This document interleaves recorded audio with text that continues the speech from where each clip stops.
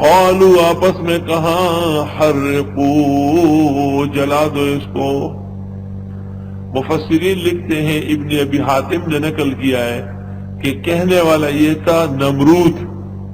بادشاہ کو اطلاع مل گئی کہ تمام منظر کو ابراہیم نے توڑا ہے. حرقو جلا دو اس کو، وانصروا آلہتکم مدد کرو اپنے معبودوں کی، ان کنتم فاعلین اگر تم کچھ کرنے والے ہو. چنانچہ نمرود کے حکم پر جنگلوں میں لکڑیاں کٹنے لگی اور کٹی ہوئی لکڑیاں جمع ہونے لگی. مفسرین نے لکھا ہے کہ 6 مہینے تک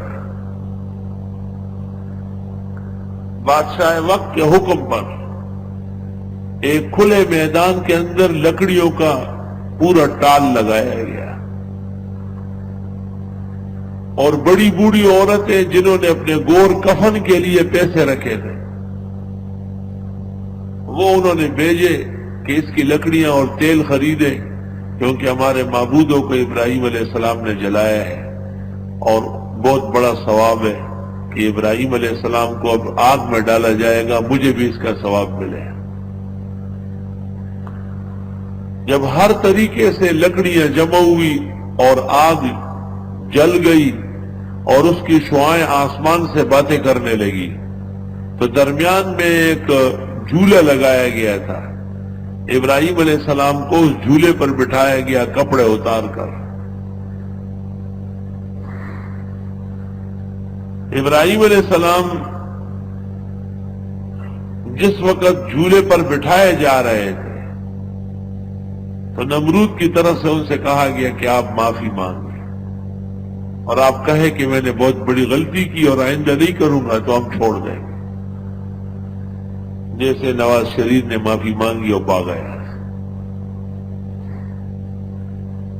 ابراہیم علیہ السلام نے کہا کہ تم معافی مانگو کہ تم اللہ کے ساتھ شرک کرتے ہو. جب جھولے پہ بٹھا کے جھولے کو چھوڑ دیا گیا اور جھولا آگ میں چلا گیا تو چاروں طرف مشرکین بیٹھے تھے اور انہیں یقین تھا کہ ابراہیم علیہ السلام کا تو چمڑ بھی نہیں ملے گا، راکھ مشکل سے ملے گی. صحیح مسلم میں ہے کہ اس دوران جبریل آئے اور حضرت ابراہیم سے کہا کہ اتحتاج الیہ، میری ضرورت ہے، ماں تو محتاج ہے سر.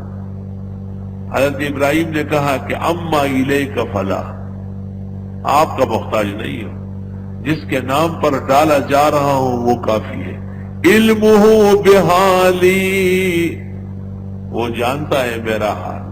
یغنینی امن دونہ عن سوالی، اجازت نہیں دے رہی ہے کہ اس کے سوا کسی اور سے مانگوں.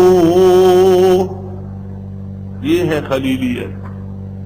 قلنا، ہم نے کہا یا نارو، اے آگ، کونی بردا وسلاما علی ابراہیم، ہو جا ٹھنڈی اور پورے آرام والی ابراہیم علیہ السلام کے لیے. خدا کا حکم آپ کو ہوا کہ آگ اپنی تاثیر ختم کر دے.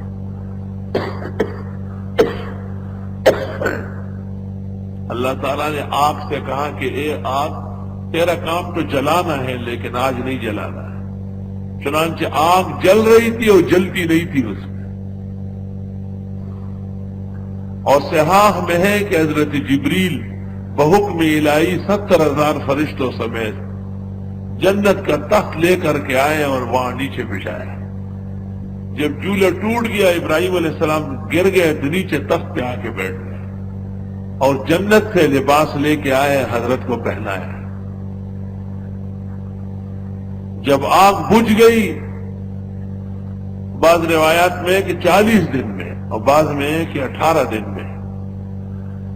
آگ بجھانے کا طریقہ یہ تھا کہ جب انہیں یقین ہو گیا کہ ابراہیم علیہ السلام جلس گئے، ختم ہو گئے، تو چاروں طرف سے انہوں نے پانی جمع کیا تھا، ڈیم بنائے. ڈیم، وہ ڈیم توڑ کر کے پانی اس پہ چھوڑا. جب آگ بجھتی گئی اور پانی اندر آتا گیا تو انہوں نے عجیب تماشا دیکھا کہ درمیان میں ایک بہت زبردست تخت بچھا ہوا ہے۔ ابراہیم علیہ السلام ایک بہترین پوشاک پہنے ہوئے خوبصورت دل نشین انداز میں تشریف فرما ہے۔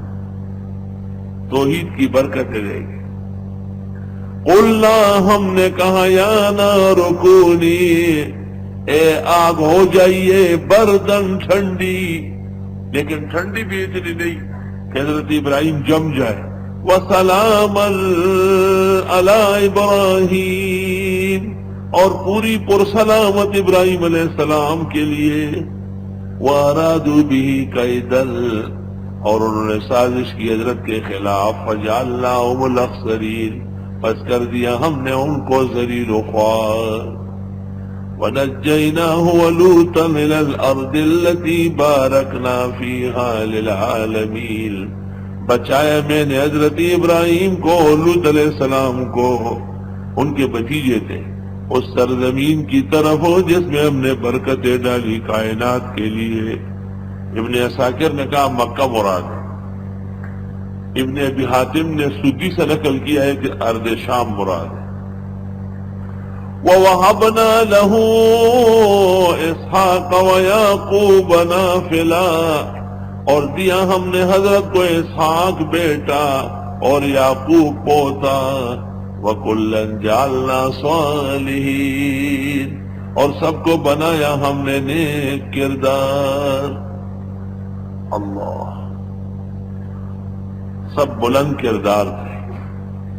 نمرود نے اس واقعے کے بعد ایک تو سینکڑوں کی تعداد میں گائے اور مویشیاں ذبح کی کہ میں اللہ کو راضی کرنا چاہتا ہوں، لیکن حضرت ابراہیم نے کہا کہ اللہ آپ سے ناراض ہے کیونکہ آپ دین کا مقابلہ کر رہا ہے۔ اور دوسرا یہ کہ اس نے اپنی لڑکی سارا کا نکاح حضرت ابراہیم سے کیا۔ اور تیسرا یہ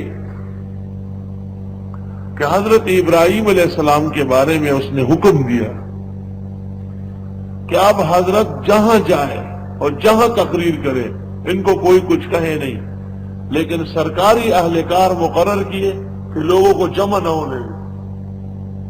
ابراہیم علیہ السلام کو کچھ نہ کہے، لوگوں کو نہ آنے دے جلسے کو روکے۔ چنانچہ ابراہیم علیہ السلام سمجھ گئے کہ اب یہاں میں کام کر ہی نہیں سکتا، تو آپ نے فرمایا انی ذاہب الی ربی سیہدی، اب میں اللہ کے حکم پر کہیں اور جا رہا ہوں۔